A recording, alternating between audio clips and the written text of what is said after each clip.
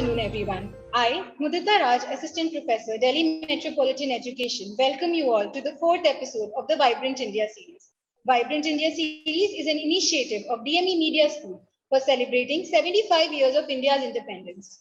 As a part of this series, we are inviting inspiring personalities for an online talk, interview, and interaction with students.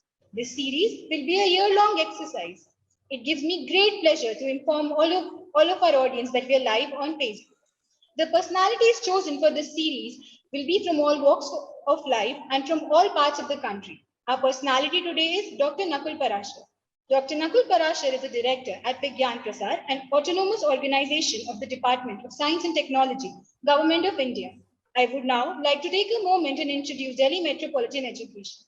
DME is an A-grade premier educational institute affiliated to Guru Gobind Singh Indraprasth University, New Delhi, and approved by Bar Council of India. The institute offers BBA, BA LLB, BBA LLB, and BA JMC programs. DME believes in imparting world-class education to its students while training them to develop and enhance their skills. Their education and training enables them to take up challenges of the industry and creating a space for themselves with their competence and vigor. DME Media School is one of the most promising media institutes in the country. It offers BA in journalism and mass communication. It is recognized as a school focused on growth of its faculty and students through academic and co-curricular activities. Major flagship events and initiatives of the school include BG Varghese Lecture Series, peer-to-peer FDP, International Film Festival SIFI, International Conference ICANN, and Mega Media Fest Ritika.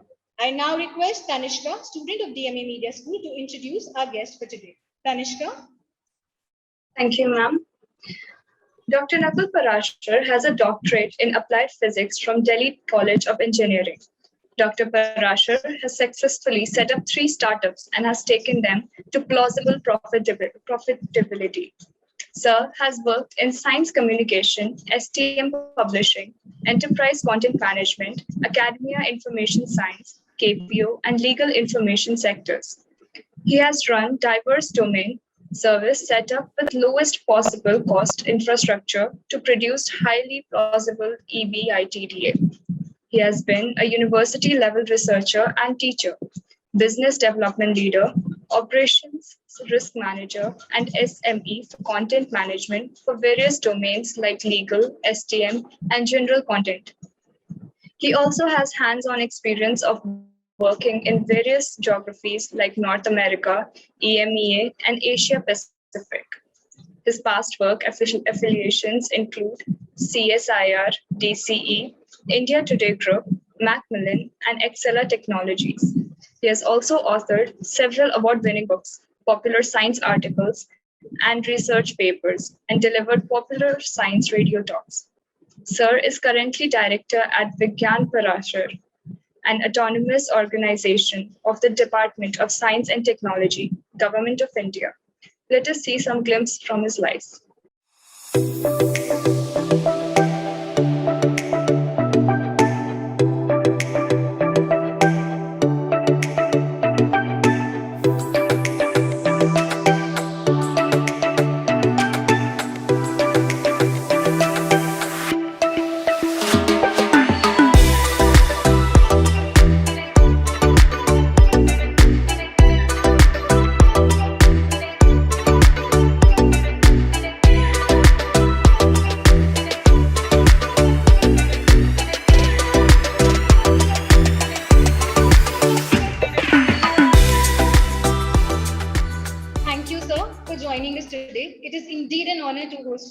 I now request Dr. Sushmita Bala, Head DME Media School, to welcome the guest. Ma'am. Thank you, Mudita. Welcome everybody in this 4th episode of Vibrant India series. We launched this digital program on August 9 on the anniversary of Quit India movement.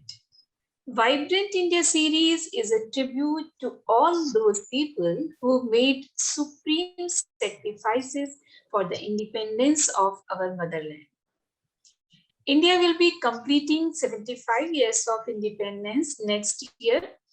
We have started celebrations this year only. This program has been launched as a part of these celebrations. In the first episode of Vibrant India series, our guest was Brigadier P.K. Saxena, who served the country as a soldier, protecting the country on its borders. In the second episode, environment activist Madam Bhavreen Kandhari was our guest. And in the third episode, Professor Ujjwal Chaudhary, senior media educator and columnist, appeared as a guest. In the making of this country, we all play our roles as a doctor, engineer, as an educator, as a human rights activist, environment activist, and as a science communicator. So, today in this fourth episode, we have invited a versatile personality who is serving the nation as a science communicator. He is one person who is taking science messages to common people, to young persons, to school children through films, published material, and other means. I welcome Sir Dr. Nakul Parashar in this program. Thank you, sir. Thank you, ma'am. I now request Dr. Amrish Saxena, Dean, DME Media School, and creator and ideator of WISP, to address the gathering and take the program forward. Over to you, sir. Thank you, Mudita. So it is indeed a matter of great pleasure that we have entered the fourth episode of this program, though there's a long way to go, as we have planned 75 episodes as part of this Vibrant India series.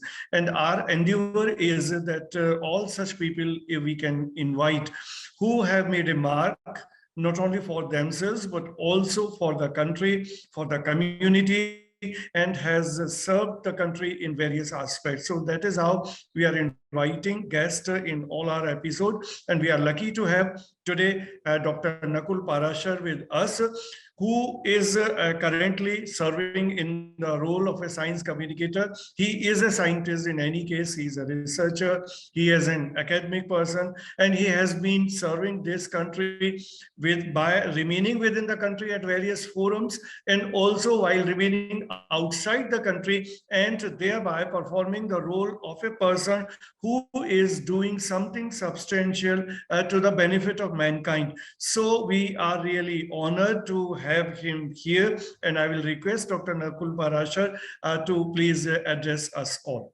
Thank you so much, Professor Amrish ji and Dr. Bala, for having me here on this platform. And it's indeed a great privilege and an honor for me to be sharing my thoughts and ideas. And I feel also very honored and privileged to be part of those 75 people that you've chosen. So I feel very, very honored and really want to thank you from the core of my heart.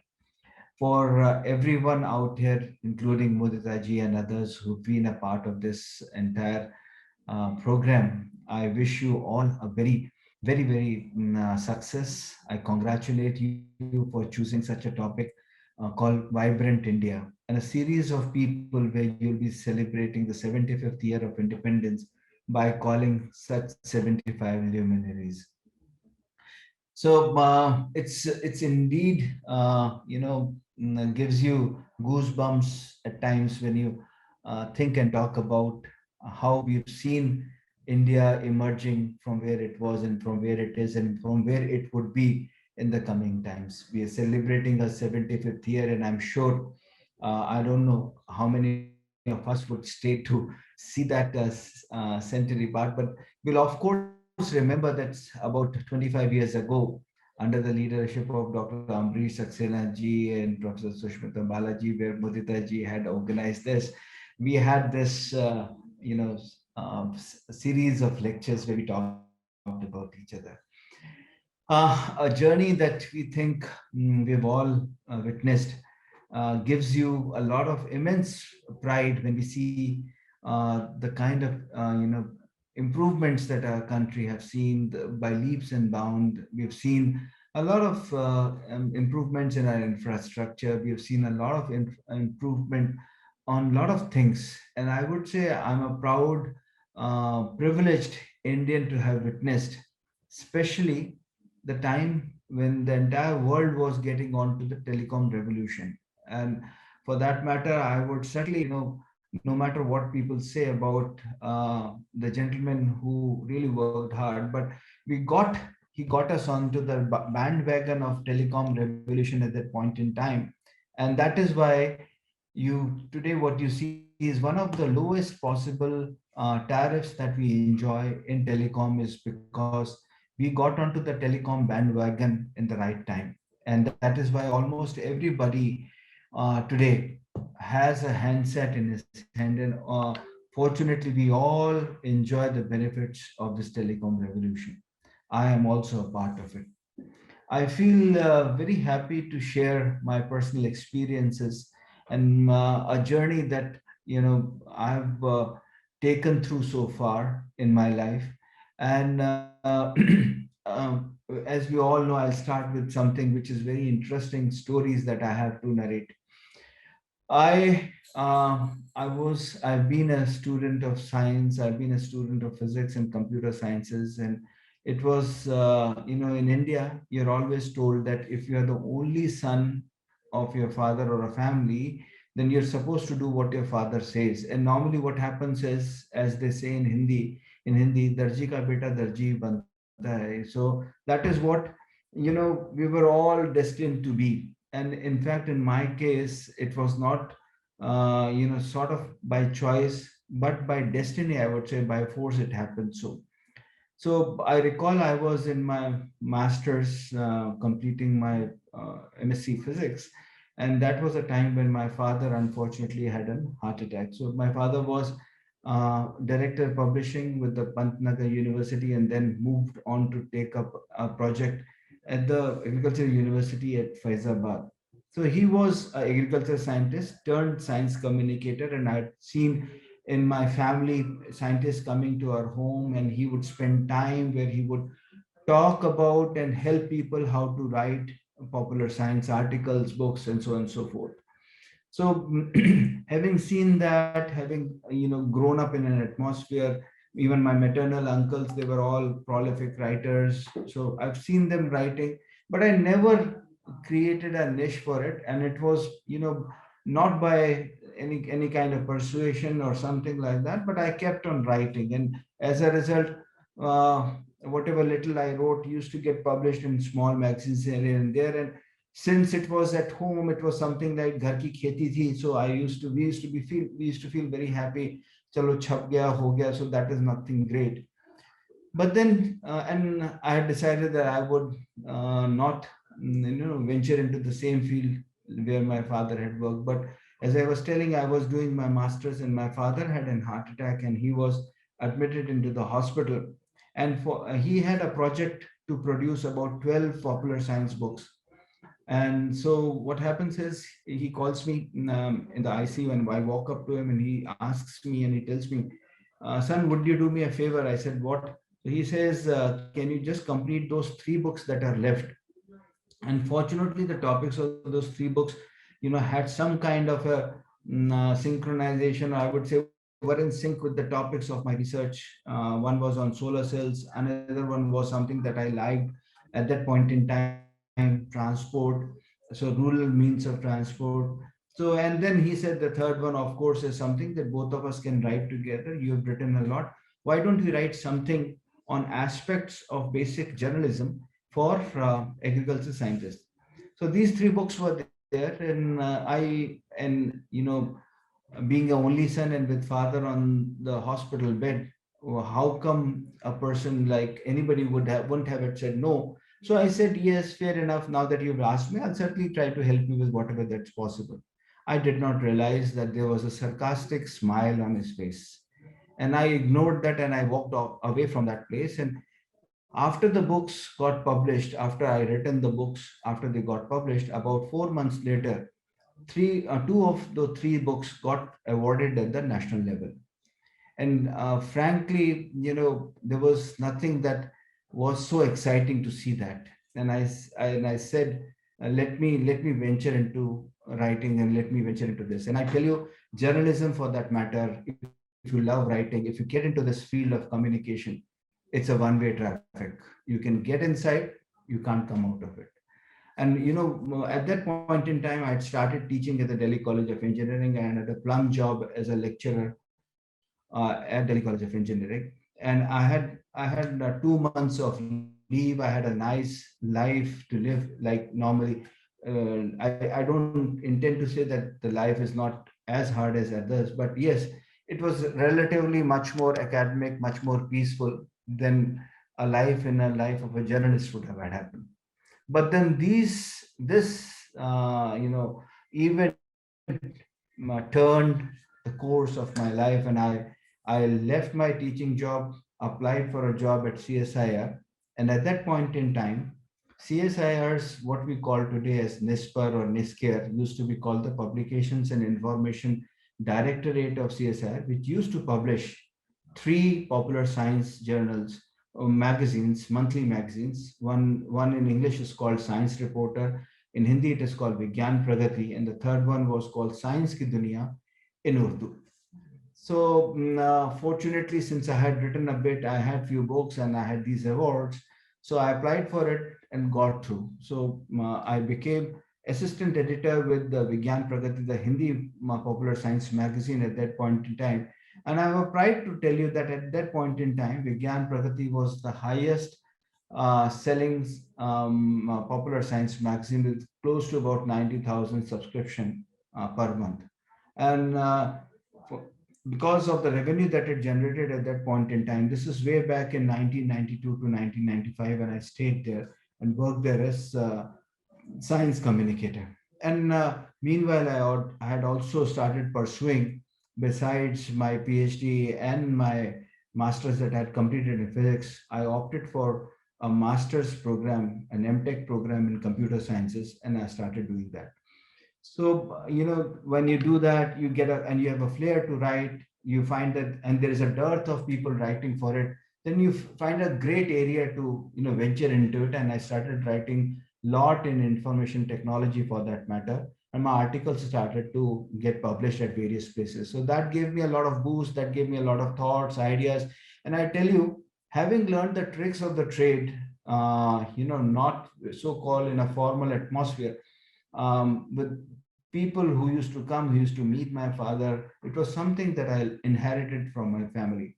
As a result, what happened, I started writing, and over a period of these 3 years from 92 to 95, a very interesting period that I had at CSIR, I had a chance to do everything hands-on. So when you do things hands-on, you learn a lot of things, you come across a lot of issues, problems, and then fortunately, the director at that point in time, Dr. G.P. Phonke, was an ex-Times of India guy who had come and had handled, there used to be a very popular science magazine at that point in time called Science Today, published by the Times of India group. So he had come from a private sector, understood the nuances, how to run things and get them to heights, whatever you just heard in my introduction, the plausible EBITDA, which means the earnings before tax and depreciation, amortization, and so on and so forth. So that is where I got my first lessons of making things profitable while still staying in a government sector. So journey continued. I worked there for 3 years, and working there for 3 years, having worked in the government sector for 3 years, it was something very peculiar that happened over this period of time. I started looking for areas where I could in a much better and a bigger atmosphere I could do so. And there was none other than, at that point in time, and as today as well, the India Today group, right, was one where I thought, we were all fascinated. We grew up seeing how India Today had taken the stage with Storm, was supposed to be one of the largest very popular magazine at that point in time. And then I just walked up into the room of the editor of that point in time in Computers Today and said, it was just like gate crashing into it, because there was a passion that I thought, having worked in a Hindi journal for a long time, but kept on writing in English and computer sciences. So I thought that I could probably make a dent.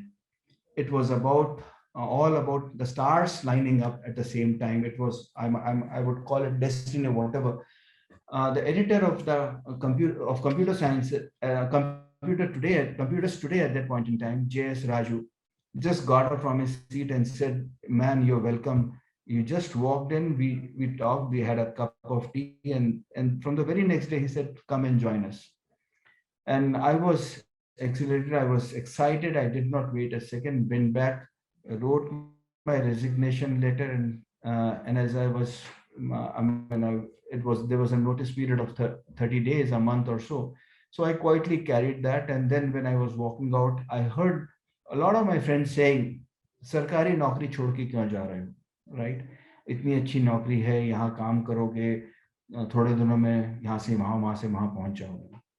I said, "देखते हैं," but I wanted to do something, and I came back home and told my father that I want to leave a government job, a good job where I was a scientist, and take up a job at Computers Today.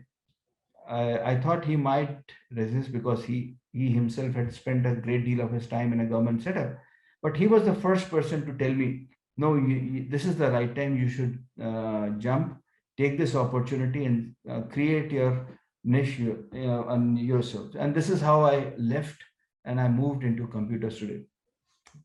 It was a journey which started very well, and at that point in time, there was a lot of competition. There were a lot of computer science related magazines that were coming up. Express Computers from Indian Express, Data Quest, PC Quest, Computer World, and many magazines that were published in the West had come to India and had collaborated with a number of big publishing houses. And this is how I was offered simultaneously with I would say I was swarmed with offers, but I chose to stay with India Today. Worked there for almost 9 to 10 months, and then I realized, being a magazine which was privately owned, had its own blues. And at that point in time, it was every person in the country was trying to start a IT company because the government had given a lot of shops. They had given a lot of benefits and tax benefits, and so I found that I won't say Tom, Dick, and Harry, everybody who had money started to venture into IT and wanted his or her thoughts to be duly published. And for that matter, Computers Today, as I said, was a great platform, and everybody wanted Computers Today to carry out their stories. And that is where I realized that I was not writing technology, but I had started writing glories to people. And that is something that again changed the course of my life. I walked up to Arun Puri and I told him very clearly, you all know, he's the owner of India Today and the chief editor for India Today magazines as well. And I said, "Sir, it's time that I would like to move out because this is where I find the atmosphere a little stifling in a sense that I'm unable to write according to my wish, which was about technology, but it's about writing about people who just had ventured into it just for the heck of it, that they have money and they want to do something." And as I was about to step out of his room, he held my hand very firmly and he says, "No, Nakul, you cannot move." I said, "Why? What happened?" "I've got something else in store for you." And this is a time that I actually moved into a direction which was very close to my heart.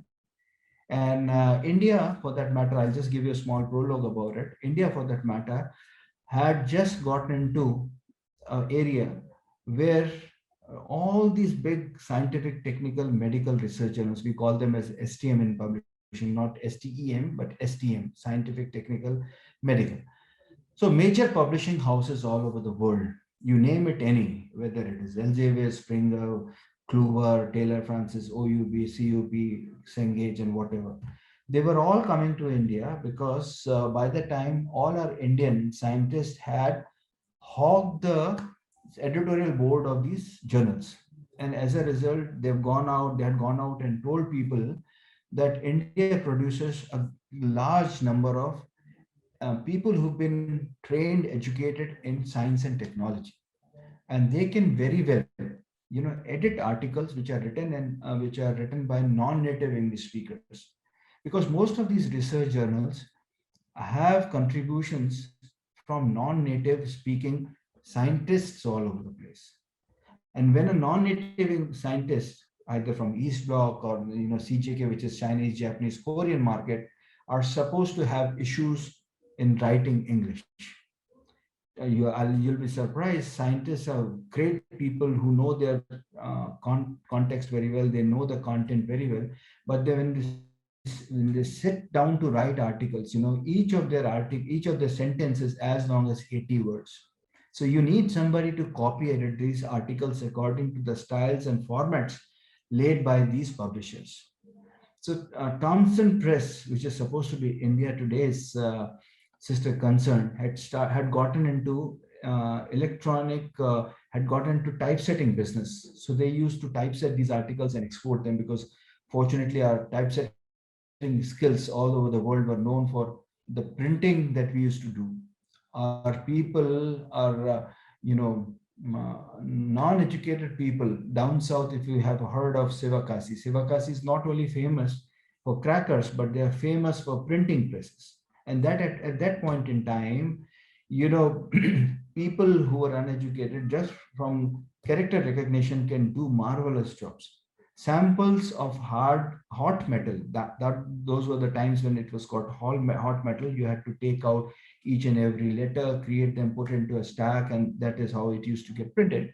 And for that matter, these people understood about the nitty-gritties of typesetting a scientific journal, which included a lot of mathematics into it. For example, an integral, if the limits are to be staggered or are to be placed on the top of the integral or not.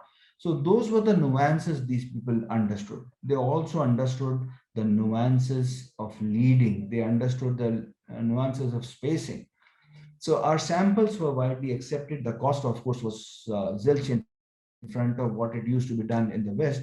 As a result, that entire typesetting industry gradually moved to India. And when it came to India with typesetting, it was also thought that why not, if we can get copy editing at low prices. And for that matter, a new industry, a new world got developed, a very unorganized industry, because it just got started very haphazardly. Anyway, so this is how I got into it. And from being a teacher at the Delhi College of Engineering, to a scientist at CSIR, to an assistant editor I was an assistant editor to Vigyan Pragati and associate editor at Computers Today. I then became a chief scientific editor at the Thomson Press export typesetting division. The journey did not stop here.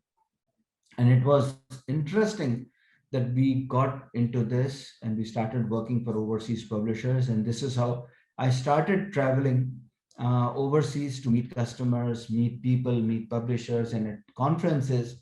One such conference, I came across our competitors, Indian competitors, that was in the UK and the US, in other places. They came and they walked up to me and said, I made a small speech, maybe that made a difference, but they came and talked to me and said, if we were to start a business in India, would you please help us start, setting it up? I said I was so happy that there's something there coming to India, to my country. My country is getting more and more popularity, more and more pride. Why not I say yes to them? And for that matter, there were a lot of offers that came my way. But one such offer precipitated without any thought. When I was, as I was waiting, it was a winter's time and I was there basking into the sun on the top of the roof of my house. And fortunately, one of our tenants, who used to manufacture uninterrupted power supply systems, walked up to and said, Dr. Parashar, what kind of business do you do? And it was just by chance that I had asked my accounts person at Thomson Press, what is the percentage of profit that we make? You were surprised to know that what he told me was mind-boggling.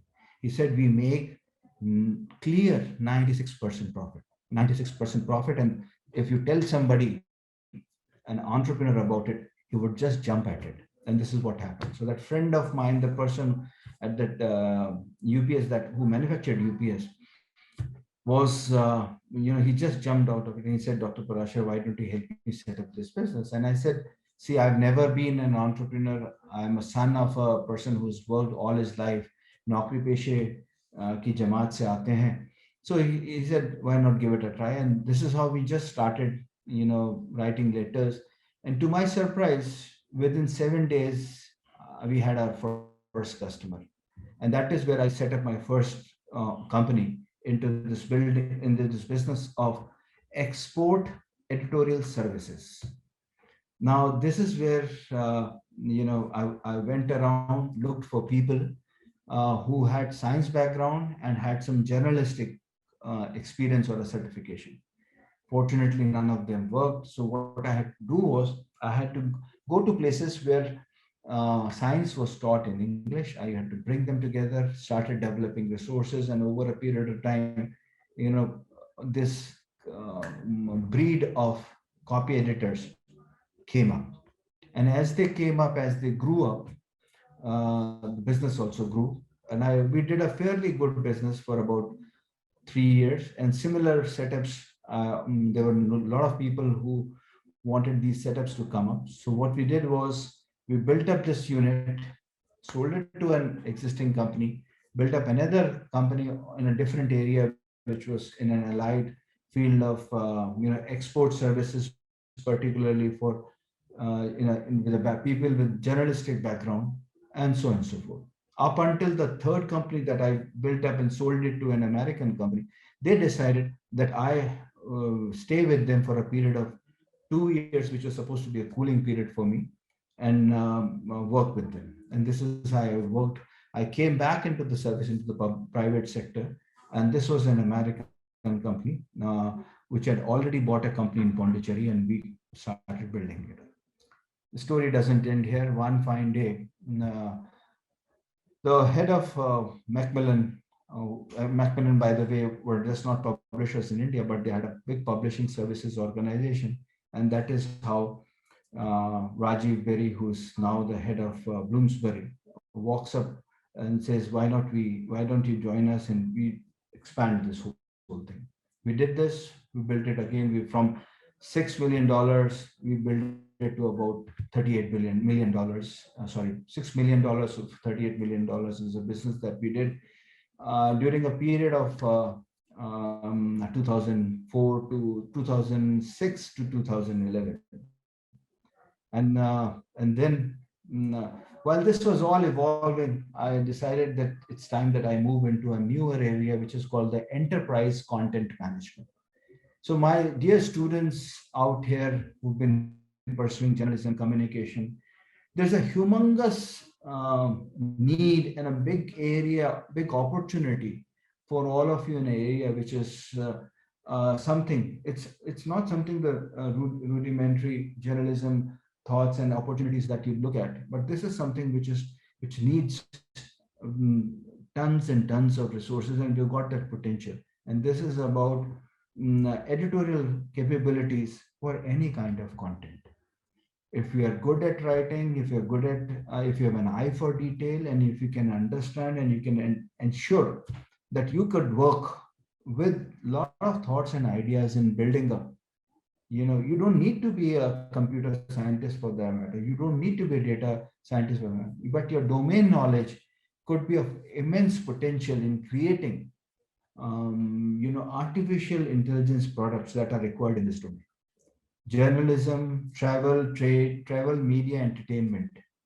These are major verticals in all these big companies like Infosys, Wipro, HCL, TCS, and the big four like, EY, PricewaterhouseCoopers, Deloitte, and KPMG.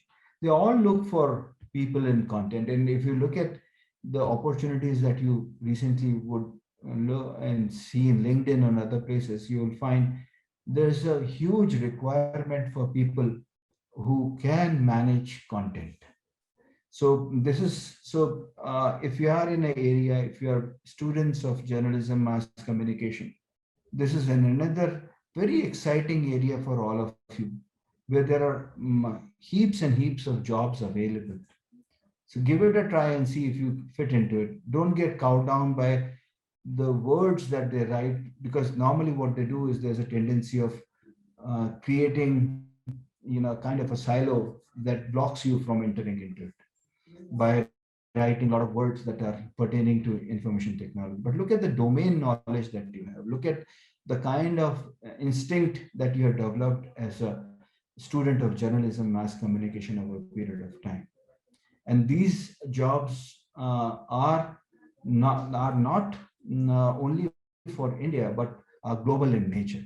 So that gives you a greater exposure all over the world. That gives you a greater exposure to you not only travel, work, come, whatever be, but gives you ample opportunity to open up the parachutes of your mind, and you start thinking out of the box round the clock. You start thinking about domain. When you sit and prepare an artificial intelligence product with a data scientist, the kind of questions that are thrown upon you, you'll be forced to tell them solutions and ideas about it. I'll give you a small example. I never learned the legal business. I was never a student of law. But then I had a chance to work in the legal content for that matter, where there were cases for which summaries had to be written, for where head notes have to be written. And I did not know even the L of legal. So how this happened was because I had an instinct for writing, I had an instinct of questioning. Being a journalist, being a working journalist in the whole fraternity, I had that instinct to look at from an analytical standpoint as well. I won't say that it was because I had studied science, but it was also because over all these 25 years, 26 years that I worked as a journalist, I kept on asking, thinking, questioning myself before I used to go and question and interview somebody. So that came to my rescue. And my dear friends, my dear students, my dear colleagues, it's a great opportunity for you if you just get into it. So this is one that I wanted to tell you. This is how the life has meandered through a lot of areas and places. There are places where, as usual, there were successes, there were failures, but those failures helped me understand and told me ways to find out solutions. And this is what, as a journalist, as a student of journalism and mass communication, we are all supposed to be questioning ourselves before we go and question somebody else. And when we do that, we not only are restricted with the answer that we have, but we open up options of answers that we can think and talk and help the audience that we are serving, the readership that we are serving, the viewership that we are working for. So there's an immense, it's not that I want to sermonize, it's not that I want to be philosophical here, but the reality is that experiences, no matter whichever formal school of training that we get into it, virtue of experience teaches you a lot in this area. And fortunately, we all should be very proud to be a part of India. The kind of diversity that we enjoy, the kind of the demography that we have, no other country, I'm sure, can give you. I've lived in the United States for a long time, and for United States, it's like आप आंख बंद करके ले चलें, कहीं भी आंख खोलें, आपको एक जैसा लगेगा, एक जैसे घर, एक जैसे लोग, एक जैसे सब कुछ. पर हमारे देश में आप दिल्ली से मुरादाबाद तक जाइए तो आपको फर्क महसूस हो जाता है, दिल्ली से बरेली तक पहुंचिए फर्क महसूस हो जाता है. तो और जबान में the language gets changed, the dialects come into the praise, right? Vrindavan में आप लाला बोलते हैं, बरेली में आप लल्ला बोलते हैं. तो इस तरह से बहुत सारे चीजें आपको नजर आती हैं. And within the languages that you can experiment upon, there is no dearth about it. And for that matter, there are areas which are plenty in nature. Science communication, for that matter, is something that is very requires a lot of people. So I would invoke all of you who would want to ever get into science journalism, don't get frightened that you've not studied science. Science is just but a systematized common sense.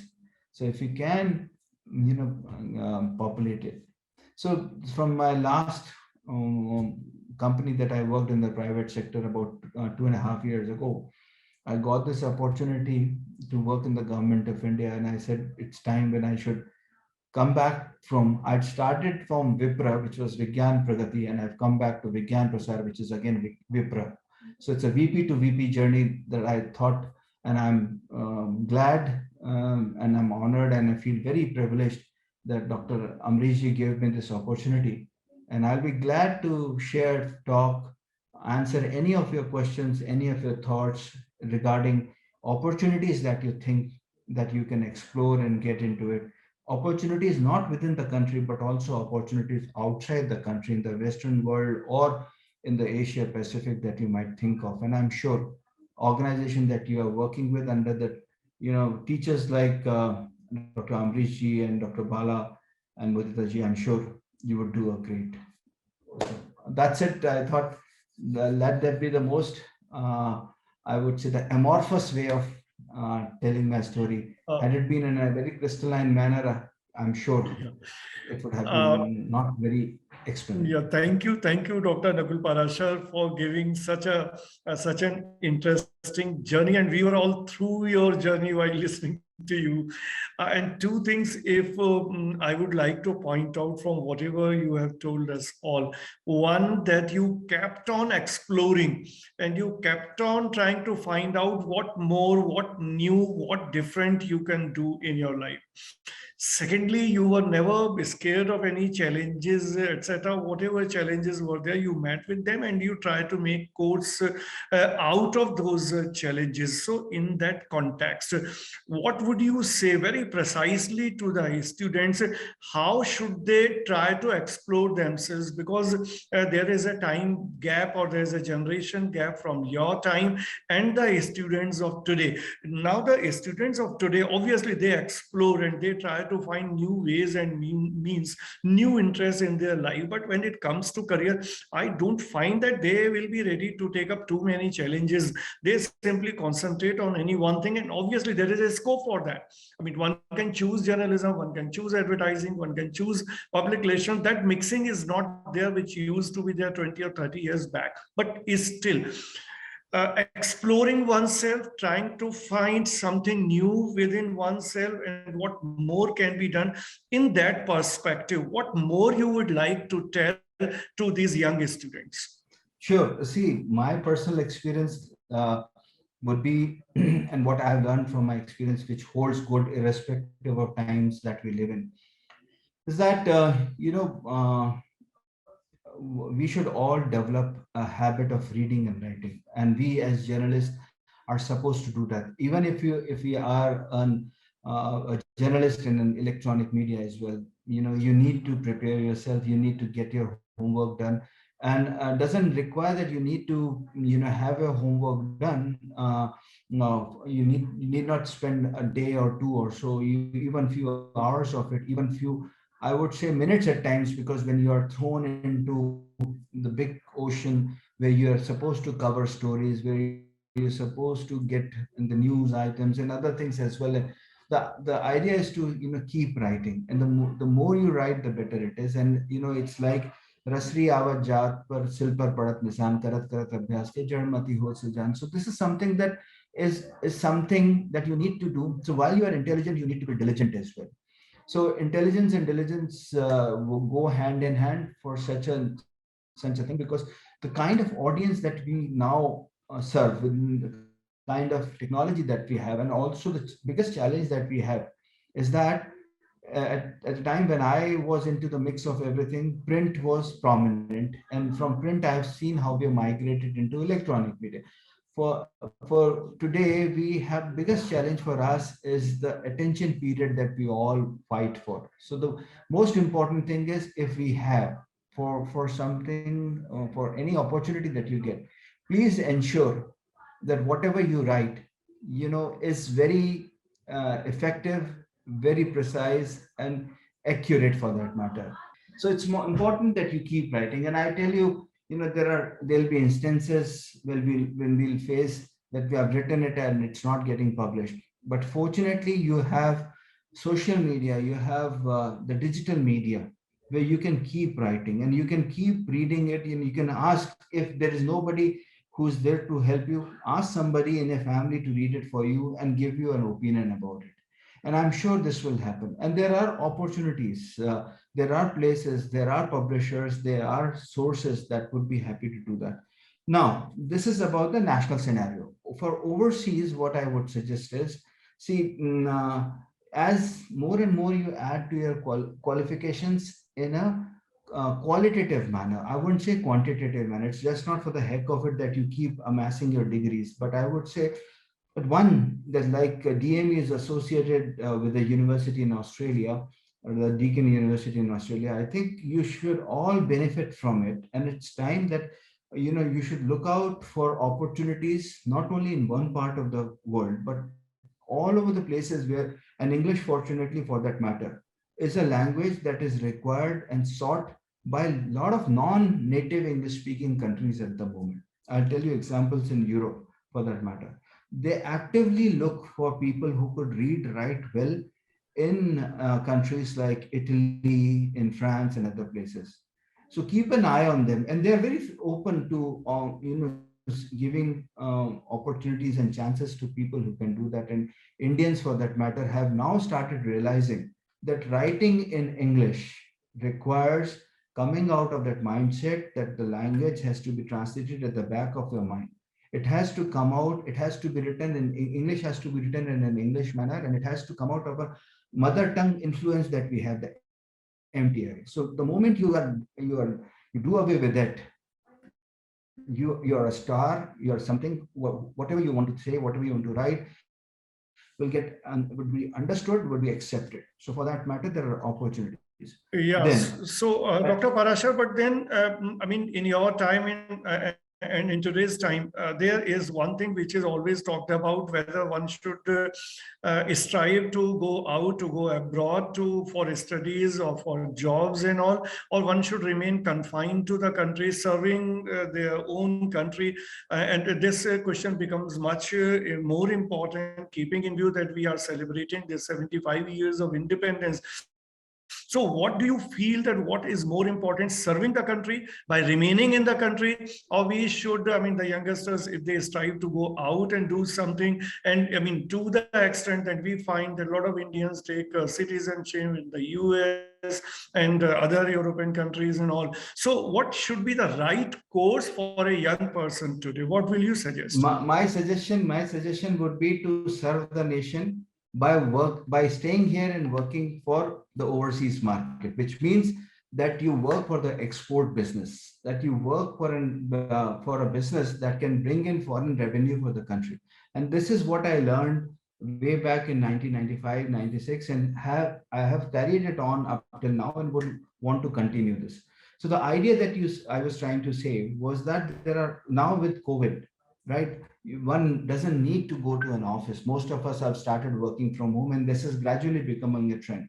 All those plush big offices that used to be in and around, and particularly Dr. Amrish Saxena ji would agree with me that large tall buildings right here in Sector 62 are now lying vacant. They used to charge huge amounts of monthly rental, and they've gone all bankrupt, maybe for that matter, because everything has started, people have started working from home. So all those organizations, and all these organizations for that matter, whether it is HCL, Infosys, TCS, Wipro, all these big fours have more than 20,000, 30,000 employees in this country itself. So there is no dearth of an opportunity. What I'm trying to say is, while staying in India, while being in the country, you can look out for jobs, opportunities that these large export houses have in the area of content management. So content management has become a buzzword now, right? Which means active media that you can talk of. It talks of domains that you must have studied at your graduate level or whatever levels, and also areas that you can keep thinking and writing about. So I'll tell you an example of a student of mine. After she did copywriting jobs for more than 10 years, decided to write blogs. She now writes about 20 to 30 blogs a day and works for an Australian firm by being here. And for last 10 years, she has not moved out of her house. And she finds herself so very conversant with such jobs. So there are such opportunities. Chennai, for that matter, happens to be a Makkah with more than 150 companies that do export typesetting jobs and have more than 2,500 jobs that almost keep popping up on a yearly basis. So all you need to do is to create a niche. And that's what I Yeah. said. If you have an eye for detail, if you have a willingness to write, So, the sky is the limit. Dr. Parashar, I would like to raise one more thing. I mean, you talked about your relationship with your father and giving all such examples, which I myself have faced a similar kind of situation. I want to do something and the father says something else. And there is always a dilemma what to do in your life. And if we put that situation in today's youth life, now there are a lot of barriers, but today's youth is much for freedom, and they want to choose their own course, they want to take decisions about their own life. So, I mean, what should be done according to you? One should choose about one's own career, one's own destiny, himself or herself, or one should listen to the parents, to the fathers and the mothers as to what to do in life. What would you suggest to these young people? Indeed, the times have changed. Indeed, what family circumstances that we've all grown up have changed. We've been into a very different period where we were dictated by what our parents said, and as I said, I became Darji ka beta by Darji, not by choice but by the destiny or so-called force that came into my life. For now, for experimenting in life, there is never no age, there is never no time that one can think of. It's all about the passion that you have. And for that matter, I mean, the easiest example is to go and watch Three Idiots once again. Look for whatever that is closer to your heart and that you think you can excel into it. Now, for anything that you love to do, you will never would need a leave, or you need to find an excuse that I cannot do this. If you love a job, if you love something, every day is a vacation for you, every day is a holiday for you, and that is what you need to do practically. You need to bring that into it practically. I remember, for example, when I changed from Hindi to English, and when I moved to scientific typesetting, and there were times when at times when there were ideas, that thoughts came up. No, it's just getting something where I need to move out of it. And the moment you felt that you need to move out of it, clearly means that your liking, your aspirations now need a change. So what I would suggest youngsters would be, the moment you feel that you need a change, not only in terms of a better job or something, but something that could keep you enjoyed, that can keep you joyful, encouraged with, and can enthuse you to do something, just go for it. Because gone are those days where we were only limited with opportunities of becoming either a doctor and engineer, or, as we normally say, India had two national hobbies: civil services का exam देना और MBA करना, right? तो अब उन सब से बाहर निकल चुके हैं. There are opportunities that are open. It's time when one should explore. But सुनिए और करिए जो दिल और दिमाग दोनों एक साथ मिलके गए. So my last question to you will be, since you are working in the area of science communicators since long, a major part of your career in one way or the other, you have been associated with science communication, and nowadays you are heading Vigyan Prasar as a director, and you have done a lot of work in science communication since the time I'm watching you doing the things, whether it's a film festival or starting this wire services or some publication and all, and particularly since this pandemic COVID-19 has struck us. There is a more need felt of building a scientific temper, the whole attitude, the whole, way of life has to be scientific. So in view of this, what will you say, what will you suggest, what all the youth should do to develop that scientific temper?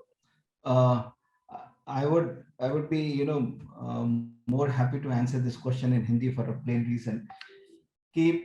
This would, help me explain my feelings and emotions in a much better way. इस वक्त विज्ञान एक ऐसी सीमा पे है जहां हर एक आदमी हर चीज जान सकता है, जानता है, पर उसको अच्छे से लोगों को तक पहुंचाने के लिए, for making it understandable to every person on the street, there is still a lot of opportunity, there's a lot of area that remains undiscovered, unexplored. This is an opportunity for every person, whether he is from a specialized war journalist or whatever be. But इस वक्त एक बहुत बड़ी need है science communicator की, एक science मास journalist की, जो आगे आए और उस कमी को पूरा कर सके. So what I would say that print, electronic, social, digital, इन चारों माध्यमों के अंदर बहुत गुंजाइश है, बहुत जरूरत है, बहुत जगह है. और आप सब लोग बोलेंगे जगह कहाँ है, तो मैं आपको विज्ञान प्रसार के फोरम से बताना चाहता हूँ कि विज्ञान प्रसार तो एक बहुत छोटा सा ऑर्गेनाइजेशन है जो इस काम में लगा है, पर देश की हमने बहुत सारे ऐसे ऑर्गेनाइजेशंस के साथ मिलके एक फॉर्मल कोर्सेज, ट्रेनिंग की बात की है, जहां पे हम इसके बारे में लोगों के अंदर जागरूकता पैदा कर रहे हैं और नए साइंस कम्युनिकेटर्स पैदा कर रहे हैं.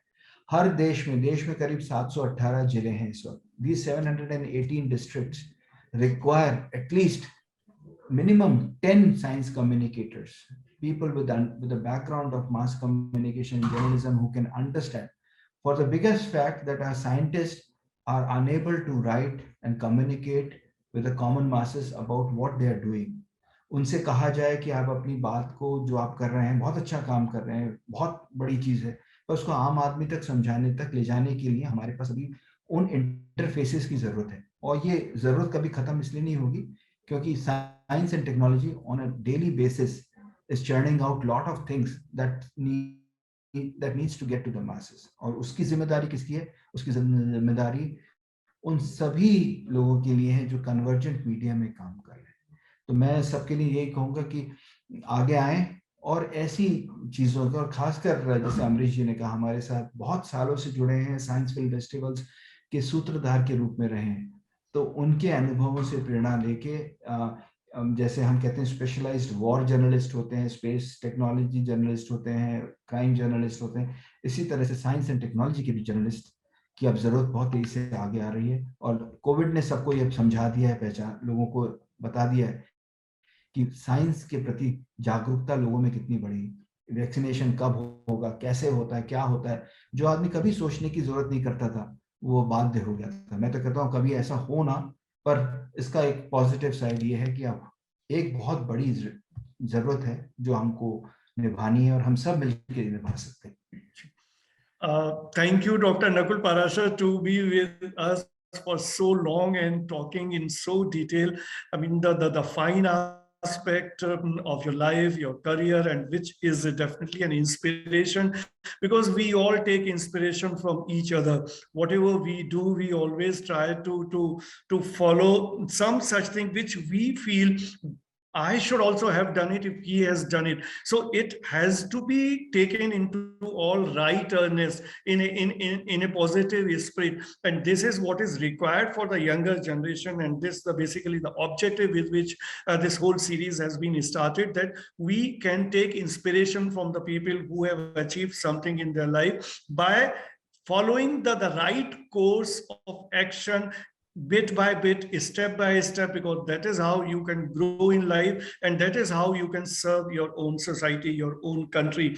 So with this note, we finish this episode, this program today. Thank you once again to Dr. Parashar. Thank you so much. Thank you for having me. Thank you.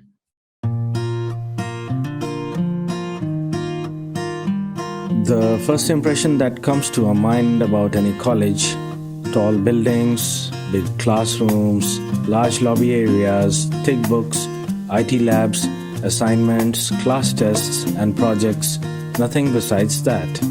Every hour, minute, second spent here help us carving and shaping our persona, cultivating innovative mindsets for the challenging world. Learning is a lifelong process. Sharing knowledge, inculcating values of life, spark the innovative horizons of mind. Fun and frolic is the nature of every nook and corner here. A daily dose of thrill we are sure to get here.